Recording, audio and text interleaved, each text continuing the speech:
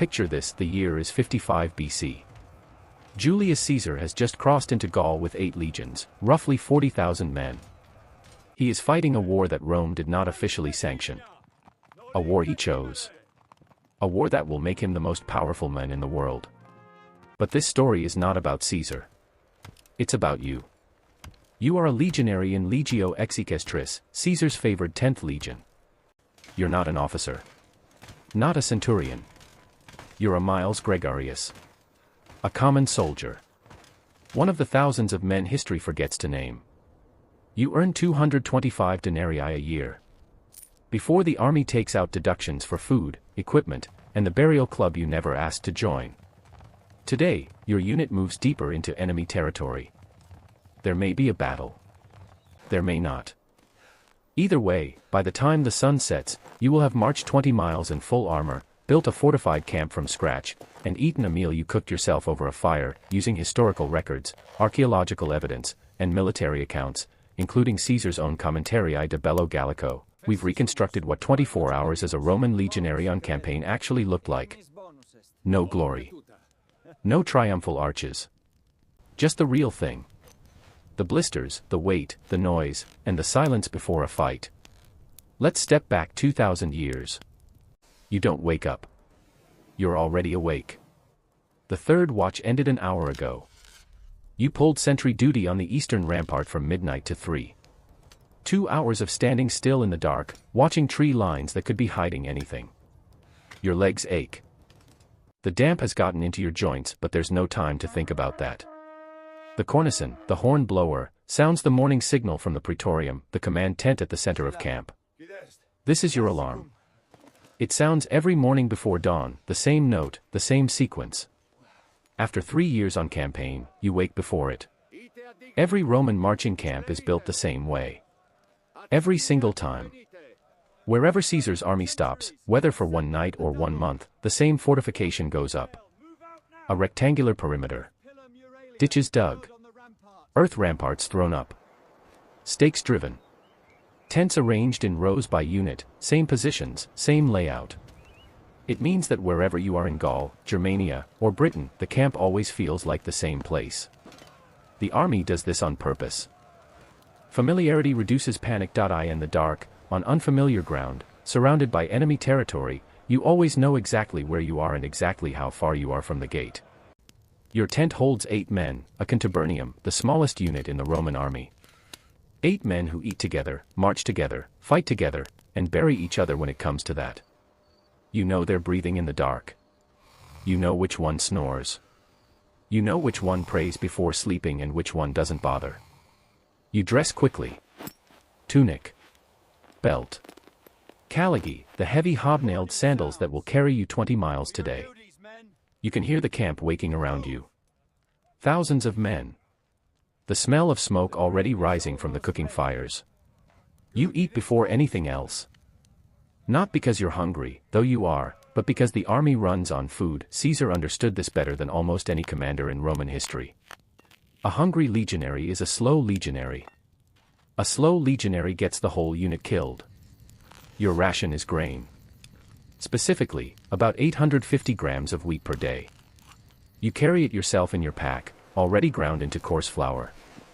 This morning you mix it with water, press it flat, and cook it directly on a stone beside the fire. Hard bread.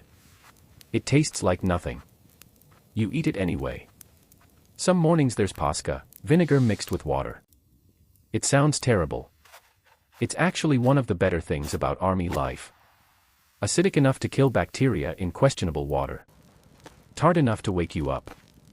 The legions carry vinegar on campaign the same way they carry their standards. While you eat, the centurion moves through the contubernium lines. His name is Titus. You've served under him for 3 years. He has a scar across his chin from a Helvetion blade and absolutely no patience for men who move slowly in the morning. He doesn't speak to you. He doesn't need to. His presence is the instruction. After breakfast, equipment inspection. Every morning. No exceptions. Your pilum, the heavy throwing javelin, is checked for a straight shaft. Your gladius, the short stabbing sword worn on the right hip, is checked for edge. Your scutum, the large rectangular shield, is checked for damage to the boss, the iron center that can double as a weapon in close combat. Your larica segmentata, the segmented plate armor, is checked at every joint. A broken buckle in the wrong moment is a dead soldier. Titus has told you this so many times the words have lost meaning. But you check anyway. Because somewhere in your memory, you watched a man from the 7th go down because a segmentata plate shifted at the wrong moment and a Gallic sword found the gap. You don't let that happen twice. The order comes down, march today. In 2 hours, the entire camp will be struck, packed, and moving. This is one of the things civilians never understand about the Roman army. It is not just a fighting force. It is a moving city. 8 legions means roughly 40,000 fighting men. Add support staff, engineers, slaves, supply wagons, artillery pieces, livestock, and the column stretches for miles. Caesar's army on the move is one of the largest organized movements of human beings in the ancient world. And it runs on time. You break down the tent. 8 men, practiced movements. Leather panels folded, poles broken down, everything lashed to the mule that belongs to your contubernium. The mule is named nothing. You've had 3 different mules in 3 years. You don't name them anymore. Your personal load is somewhere between 30 and 40 kilograms. Armor. Weapons. A section of camp steaks. Your share of the cooking equipment. Food rations. A bedroll. Personal items crammed into whatever space is left. The Romans called this load the furca, the forked pole you carry it all on across your shoulder. The soldiers called themselves muli Mariani. Marius's mules. After the general who reformed the army a generation ago and made every legionary carry his own kit rather than relying on a baggage train. You are a mule. You know it. Everyone knows it. It's not an insult anymore. The column forms outside the camp gates. The sequence is always the same. Cavalry screens first, then the vanguard legion, then the baggage, then the main body, then the rear guard. Your century is mid-column today. This is neither good nor bad. It means you will breathe dust for 20 miles. But it also means you are unlikely to be the first ones to meet anything coming from the tree line. The march is its own kind of silence that surprises people when they hear it. 40,000 men moving through Gallic forest, surely the noise is overwhelming. And it is. The creak of wagons. The clank of equipment. The rhythmic crunch of caliggi on packed earth. Thousands of small sounds layered over each other until they become a constant, low roar. But within that roar, the men are quiet. Talking wastes breath. Breath you need to keep moving. The pace is set by the cornicin signals, and it does not change for hills, for mud, for heat, or for the weight grinding down on your shoulders. 20 Roman miles. About 18 modern miles. In full kit. Before you build tonight's camp. The legionaries who have been on campaign for years have learned to be somewhere else in their heads. You think about nothing. Or you think about home, which is effectively the same thing after a while. You come from Capua, a city in Campania. Your father is a tile maker. You joined the army at 17 because there was a drought and 4 brothers and not enough of anything. The enlistment is 20 years. You are in year 3. Around the 4th hour of marching, the column slows. Word filters back through the ranks, cavalry has spotted something. Movement in the tree line to the northwest. It may be nothing. Foragers. Scouts. It may not be nothing. The column tightens. Shields are shifted to the ready position without an order. This is instinct now, 3 years of it. You don't look at the men next to you. You look at the tree line. Nothing comes. The column moves again. Nobody talks about what just happened, nobody needs to. The cornicin sounds the halt.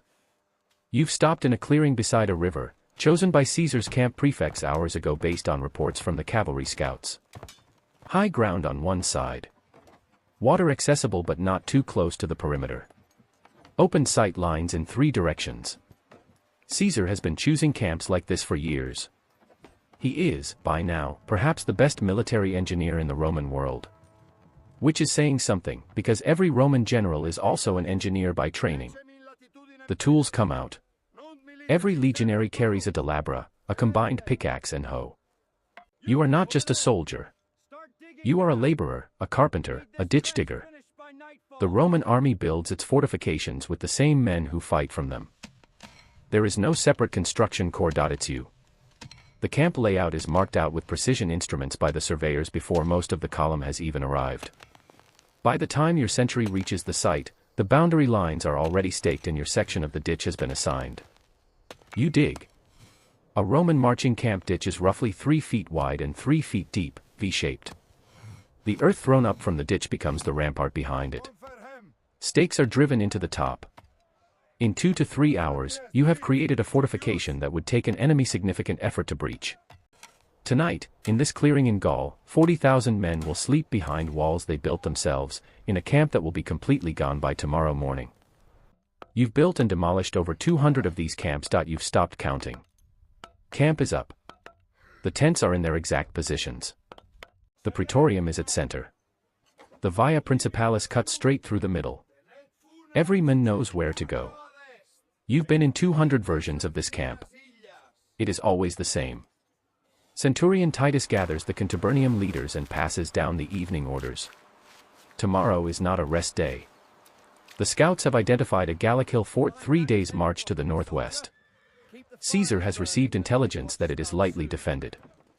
That intelligence may be wrong, it often is. You receive your watch assignment, 3rd watch, northern rampart. Midnight to 3. Same as last night. Around you, the camp settles into its evening rhythm. The smell of cooking fires, men repairing kit. Someone in the next contubernium has a bone to pick with someone else. You can hear the argument escalating and then not escalating because a tesserarius appears and stares at them until they stop. You have an hour before you need to sleep if you want any rest before your watch. You use it to resole one of your caligae. The hobnails on the left heel are wearing uneven. An unevenly soled sandal changes your gait. Changed gait over 20 miles a day leads to knee problems. Knee problems mean you fall behind. Falling behind means everything bad. You've seen men lose their place in the century over a badly maintained pair of sandals. You fix the heel. It takes 20 minutes. It is as important as sharpening a blade. The contubernium eats together around the fire. Tonight it's a pottage, the grain ration cooked with water into a thick porridge, flavored with dried herbs carried in a small pouch that Quintus, the oldest man in the tent group, has kept refilled for 2 years. He was a cook's assistant before he enlisted. He doesn't talk about that. But the herbs are the best thing about evenings on campaign. There's some dried meat. The army distributes preserved pork when the supply chain has been running well. It has. Caesar is meticulous about logistics. Another thing history forgets, the greatest generals were also the greatest bureaucrats. The conversation is minimal. The day has taken what it took. Marcus, who is 19 and has been on campaign for 6 months, asks whether anyone thinks there will be a real battle at the hill fort. Nobody answers immediately. Then Tiberius, who has been in the army for 11 years and has fought in 4 serious engagements, says, probably not.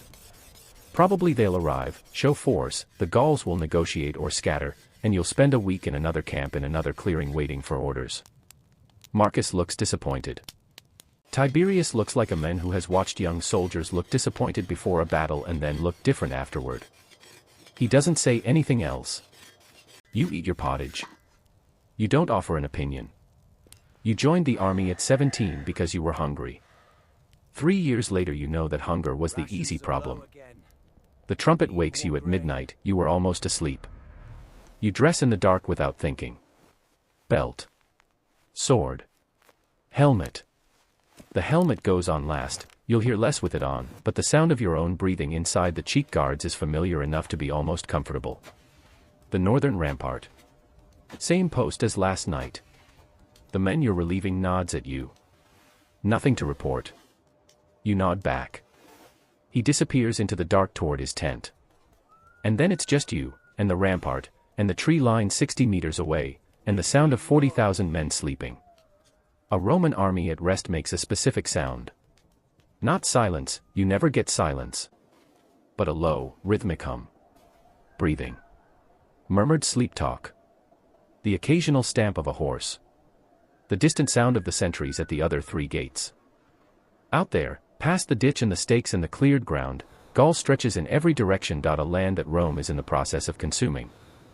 Villages that have existed for 500 years are burning. Tribes that have never heard of Rome are learning about it this year, in the worst possible way. You don't think about this very much. Not because you can't, but because there's nothing useful to do with it up here on this rampart in the cold. You think about Capua. About your father's hands, always gray with tile dust. About whether the drought is over and whether your brothers are eating. You think about 17 more years. You think about the land grant you'll receive when you finish, 25 iudra of farmland somewhere, property of your own, citizenship confirmed in writing, a pension in silver. That's what you're marching for. Not glory. Not Caesar. Not Rome. Land. Enough land to feed a family. The trumpet sounds again at 3. Your watch is over. You walk back through the silent camp to the tent. The others are sleeping. You lie down on your bedroll. The ground is cold and hard. You're asleep before you finish the thought. So that was 24 hours as a Roman legionary on campaign. Not the legions of marble reliefs and triumphal arches. The real thing. 40 kilograms of kit. 20 miles in hobnailed sandals. A camp built from the ground up and gone by morning. Food that tasted like nothing. Sleep measured in hours, not nights. These men, the miles gregarii, the ones whose names Caesar didn't bother to record, built the Roman Empire one ditch at a time. They carried it on their backs across Gaul, across Germania, across Britain, across the known world. The men we followed today was real, in the sense that hundreds of thousands of men like him existed. He had a father who made tiles. He joined up because he was hungry. He did his 20 years, or didn't, and either collected his land grant or became a name on a legion's burial record. History remembered Caesar's genius. It forgot to remember the men who made it possible to be a genius. In 55 BC, Caesar was winning. In 3 years, he would have Gaul. In 6 years, he would cross the Rubicon and Rome would never be the same. But in a camp in Gaul on this particular night, none of that had happened yet. The trumpet was already sounding for dawn. And the mules were already picking up their loads. Thanks for watching Lives of the Ancients. Creating these reconstructions takes enormous amounts of research, and the history of ordinary soldiers is harder to find than the history of generals.